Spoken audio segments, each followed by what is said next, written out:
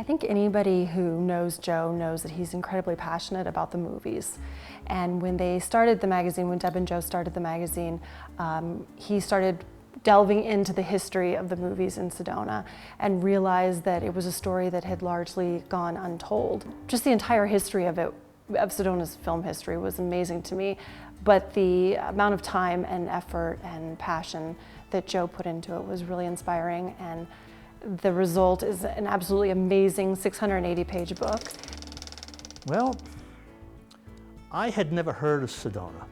While I was here on that first visit, we had a lot of people saying to me, oh no, there's real movie history in this town. So they started telling me some things and I'd never heard of it. What I was being told here just didn't make sense, and a lot of it just didn't seem to be correct. I decided that, if I was going to do this, I had to do it right. So we started interviewing local people that were here during that era.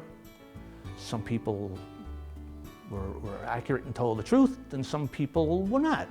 It just became a matter of sort of deciding what worked and what didn't. But it was still hard because I had nothing to sort of back this up with. But I really didn't have anything that sort of told me the story locally. There was nothing, and when I say there was nothing, I'm not kidding. I didn't know what to do, and we finally had a breakthrough. Was the Klein Library at NAU up in Flagstaff. It turns out that they have on microfilm every issue of the Coconino Sun, which is the precursor to the Arizona Sun, going back to the 1880s, I think it was. So I decided I was going to start looking through these, and I did. I would go up there for many, many, many months. I would go up there and spend days up there reading this thing on microfilm. And I was amazed at how well it was covered. And the newspaper didn't have a whole lot to write about. It came out weekly, and there weren't many people living here at the time. So whenever something extraordinary was going on in the area, they covered it to the hilt. And they had somebody on the sets, they had people interviewing the stars, and it was amazing.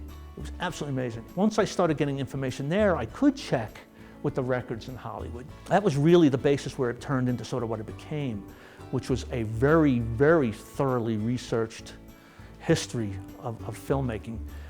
The history of filmmaking is the history of Sedona.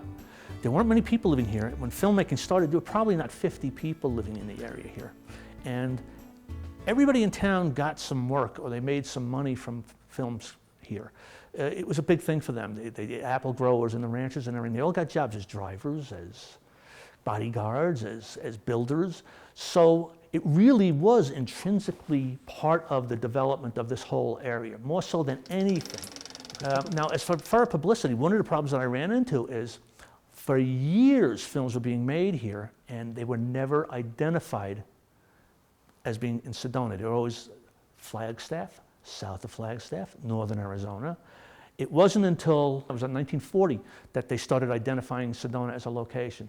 In fact, in 1940, it was even mentioned in one of the films that they were in Sedona, which was amazing. Especially because you consider people didn't even know what Sedona was back then. So that was really sort of everything sort of started just to come together, and then it was just a matter of sort of playing detective and making sure things matched.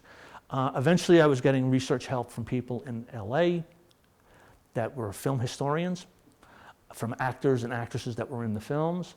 I had people researching in Germany, in England, one in Australia.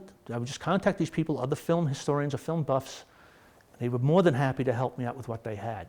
So everything just sort of coalesced and came together by just legwork and diligence. That's all it was. Now, for me, one of the best parts of this whole thing was I actually was able to interview many of the people who were still surviving at the time who made films here. The first interview I ever did still amazes me. It was Elizabeth Scott, and she made a film here in 1946. It was actually released in 47, called Desert Fury. It was the first interview she'd given in many years. I don't think she ever gave another one afterwards. So that was a big thrill because I never expected to get her. But that also made me realize that I could contact people and they were willing to talk. And it turned out that, they were happy to talk for the most part. So I interviewed Harry Carey Jr., Rhonda Fleming. But these are historical interests, not just to Sedona, but I think to film history in general. That process, the whole research process took probably about 6 years, and yeah, it actually took me about a year to sort of knock the stuff into shape for a book. So it was a long, drawn-out process.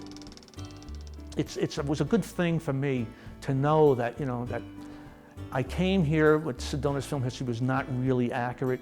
It was really little known that these films were made here. And now, Sedona, and I'm proud, this is the thing I'm proudest of with the book, is Sedona is now the most documented film location in the world. So I'm really proud of that, and the fact that we were able to rediscover what Sedona's true legacy is, true history, is movies.